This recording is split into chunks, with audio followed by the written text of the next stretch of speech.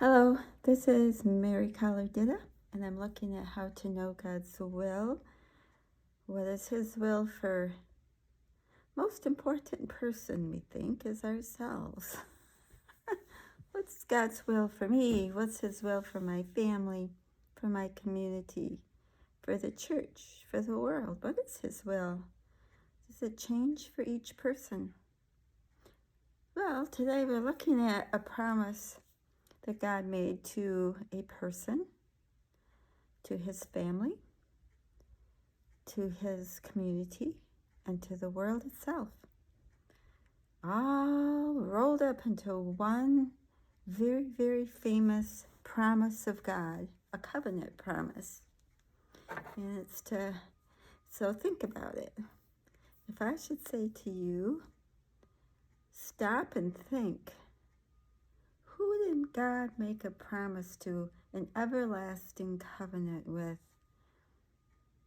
I mean, you should come up with a lot of different people, but who is one of the main people in the Bible?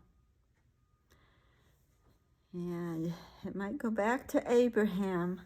So we're going to read Genesis. Genesis chapter 12, verses 1 through 3. Now the Lord had said to Abram, "Get thee out of thy country, and from thy kindred, and from thy father's house, unto a land that I will show thee. And I will make of thee a great nation, and I will bless thee, and make thy name great, and you shall be a blessing. And I will bless them that bless thee, and curse him that curses thee. And in thee shall all the families of the earth be blessed." So this was a promise God made to Abram, and he's going to make him a great nation. And so Abram took that to mean he was going to have children, and his children would become a great nation. So this involves him, it involves Sarah, and it involves the great nation that should come from him and all the families of the earth. So God said, so in this promise to Abram, he tells Abram, well, you got to leave where you're at. And it's interesting how God starts with the country, the kindred, your father's house. So it goes from big to smaller to small, your immediate family. Got to leave your country, your community, your family. And I will lead you to a land, the promised land, the land of promise, promised to Abram, who eventually is named Abraham. So I want to speak to the Jews. Yeah, the promised land, and this is our land given to us. Now we all know that before Isaac was born, there was Ishmael. And Ishmael had 12 sons, Arab nations. But we're still focusing on the promise that was made to Abram and to Sarah. And that would be their son, Isaac. So this land is promised to him. But I want you to think about this, especially you Jews, who are Jews by heritage, by bloodline.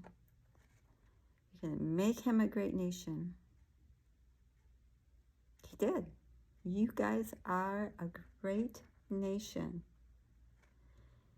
And he says, I will bless you, Abraham, and make your name great, and you shall be a blessing. I will bless them that bless thee, and curse them that curse thee, and in you shall all the families of the earth be blessed. So this is really about being a blessing, about Abraham being blessed, about his descendants being blessed, and all the families of the earth being blessed. It doesn't say Abraham will curse those who curse him. No. He says, I'll bless those who bless you, and I, God, will curse those who curse you. But from you, Abraham, there should come only blessing. I will bless thee, and all the families of the earth will be blessed through thee. Now ask yourselves, if I am a Jew, am I blessing? Am I being are the nations of the world being blessed through me, through my progeny, through being my heritage? Am I blessing people or am I cursing people? Am I giving life or am I giving death? Am I giving joy or am I giving chaos or opposite of joy? Sorrow. Am I giving love? Am I giving hate? Am I giving peace? Am I giving war?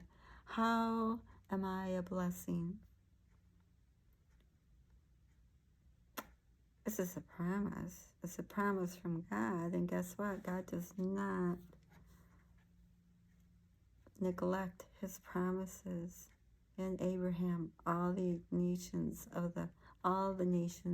the families of the earth will be blessed. In the New Testament, it talks about the promise was made to Abraham and to his seed, meaning one, not to his seed, meaning many. So it goes into full detail about how we are blessed through the descendant of Jesus, who is the seed of Abraham. So the lineage goes all the way from Jesus back to Abraham. But this is about God's promise. The only thing Abraham was really called to do is to get up and leave. Leave what he knew. Leave his country. Leave everything he knew. The land of his fathers. They had been living there a long time, and I think he was from Ur of Mesopotamia. Go to someplace I will show you. That's the promise he makes to us. Go to a land. I have a land of promise. It's a heavenly kingdom, really.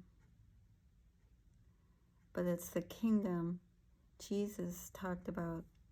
The kingdom of heaven is within you. It's his rule.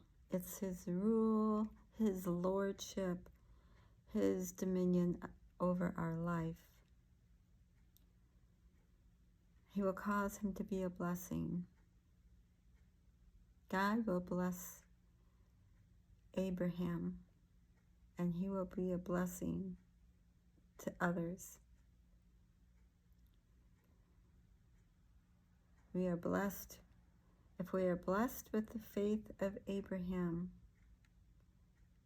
then we follow God where he leads us. We trust God to provide for us, to fulfill his word to us. And all we need to do is follow him and be a blessing to those around us. To bless and curse not. Remember, God is the judge, not us. And he's full of mercy, compassion. Remember, he's going to build a people. He's going to build the people, a nation. Tells Abraham, you know how I'm going to do it. They're going to be in captivity in Egypt for 400 years, and they will leave as a great nation, which they did. To God, it's always about the spiritual being shown through the physical. Physical Abraham, physical Israel, and Jesus is the spiritual and the kingdom of heaven. This might not make much sense. I hope it does. But the Jews, through Abraham, the people of Israel, are called to be a blessing through Abraham, not a curse to the people around them. So, those of us in the body of Christ and in the heavenly kingdom of Jesus are called to be a blessing. We are called to live a life of love and service to God and to others. It's no different from the Old Testament, no different from the commands of God. Remember, love the Lord thy God with all thy heart, with all thy soul, with all thy might, with all thy strength. And put no other gods before him, and love your neighbor as yourself. Jesus was quoting the Old Testament. I forget where it's at. It's there a couple times, and it's inferred many, many, many, many times. So, thank you for watching. Please make comments if you have any, and pray always. God hears the prayers of those who call upon him. We're not righteous in ourselves. Our righteousness comes from him. He hearkens to those who seek him, who call upon him. That's what he says, and it's true. The only way we know it's true is by doing what he says. Listen, hearken, seek, call upon his name. Thanks for watching.